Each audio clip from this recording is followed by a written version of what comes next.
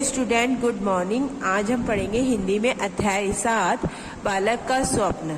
किसी सेठ के यहाँ एक लड़का नौकरी करता था। एक रात्रि स्वप्न में वह चिल्ला उठा। स्वप्न मतलब होता है सपना, रात्रि मतलब होता है रात। ठीक है। अहो मेरा भाग्य। सेठ ने यह सुनकर बालक को जगा कर पूछा, अरे क्यों चिल्ला रहा था? वह लड़का कहने लगा, यूं ही, कोई खास बात नहीं। अगले दिन सेठ ने उस लड़के से स्वप्न की बात पुनः पूछी, पर वह टाल गया। उस दिन से लड़का छिप कर पढ़ने लगा। उस दिन से क्या हुआ? लड़का छिप कर पढ़ने लगा। एक दिन सेठ ने कहा, सुन रे लड़की, आज या तो तू स्वप्न की बात बता दे या मेरे काम करना बंद कर दे। लड़का चतुर था। चतुर मतलब होशियार। होनहार था। होनहार मतलब उन्नतिशील, कोई चीज उन्नतिशील। उसने नौकरी छोड़ दी। उसने पढ़ाई चालू रखी। इस बीच उसे गांव के जमींदार के यहाँ नौकरी मिल गई। एक दिन सेठ जमींदार के यहाँ कपड़े लेकर आया। उसने लड़के को वहाँ काम करते देखा। सेठ ने जमींदार को लड़के के स्वप्न और निकाले जाने की बात बता दी। क्या कर दी? स्वप्न के बारे में निकाले जाने की बात उसे बता दी। इस पर जमींदार ने उसे बुलाकर कहा, लड़के, या तो तू मुझे अपने स्वप्न की बात बता दे, अन्यथा आज ही मैं तुझे अपने यहाँ से हटा दूंगा। परंतु वह लड़का धुन का पक्का था, दृढ़ निश्चयी था। क्या था वो? दृढ़ निश्चयी था। उसे सोच रखा था कि उसने कुछ ना बताया और नौकरी से अलग हो गया। उसने अपना अध्ययन चालू रखा। वह किसी प्रकार अपनी सूझबूझ से राजा के यहाँ साधारण नौकर हो गया और फिर धीरे धीरे उन्नति करते करते एक दिन राजा का मंत्री बन गया। एक दिन वो क्या हो गया? राजा का मंत्री बन गया।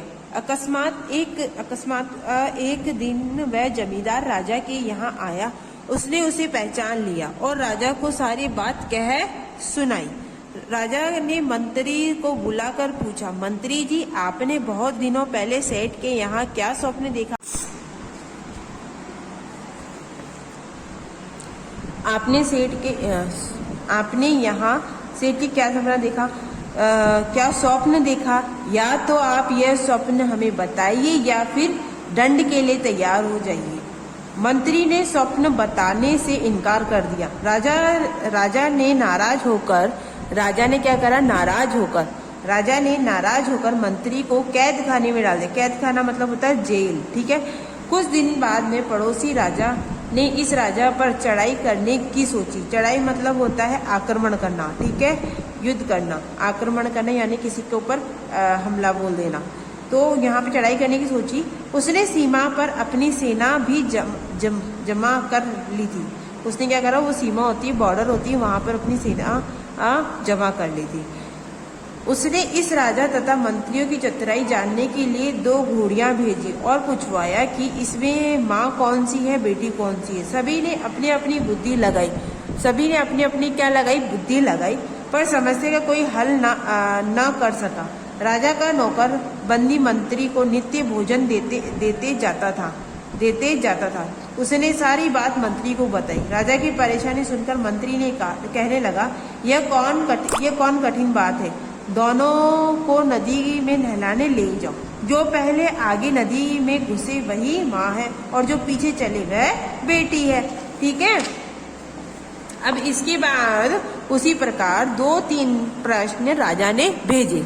उसके बाद में क्या करा? राजा ने उसी प्रकार के 2-3 प्रश्न उसके पास में भेजे।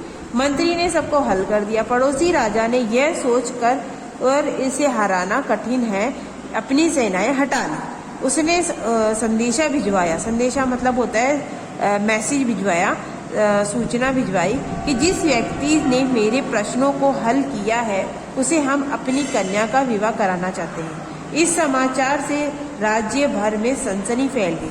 उस बंदी मंत्री की चारों ओर प्रशंसा होने लगी। राजा ने उसे तुरंत मुक्त कर दिया।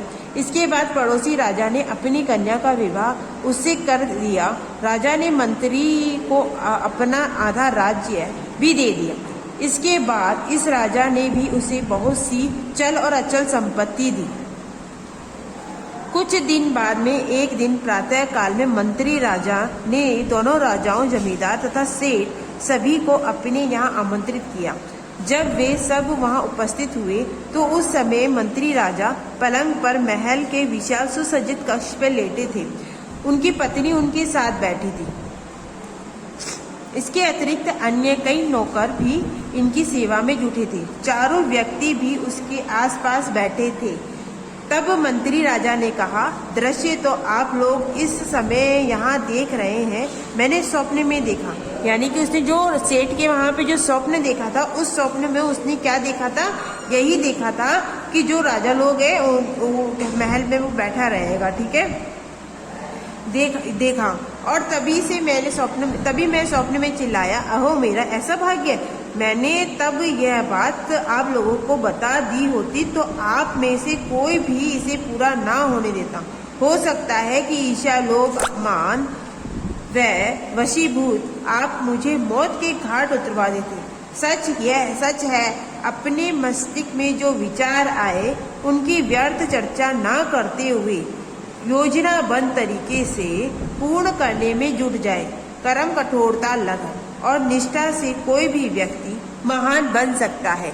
इसमें कह रहे हैं कि जो तुम्हारे मन में विचार आते हैं उसमें ऐसे नहीं है कि मैं ये कर लूंगा, मैं वो कर लूंगा, वैसे नहीं होना चाहिए। उसमें क्या होना चाहिए कि हमें उसमें क्या होना चाहिए? मेहनत करनी चाहिए, लगन से, अच्छे से, और मेहनत करके फिर हमें उसे जब हम सक्सेसफुल हो जाएं तो उसके बाद में ही हमें शोर मचाना चाहिए। ठीक है, हमें अपनी मेहनत से यानी कि हमारी सफलता से पहले हमें शोर नहीं मचाना चाहिए। तो बच्चों, हमारा ये लेसन कंप्लीट हो चुका है।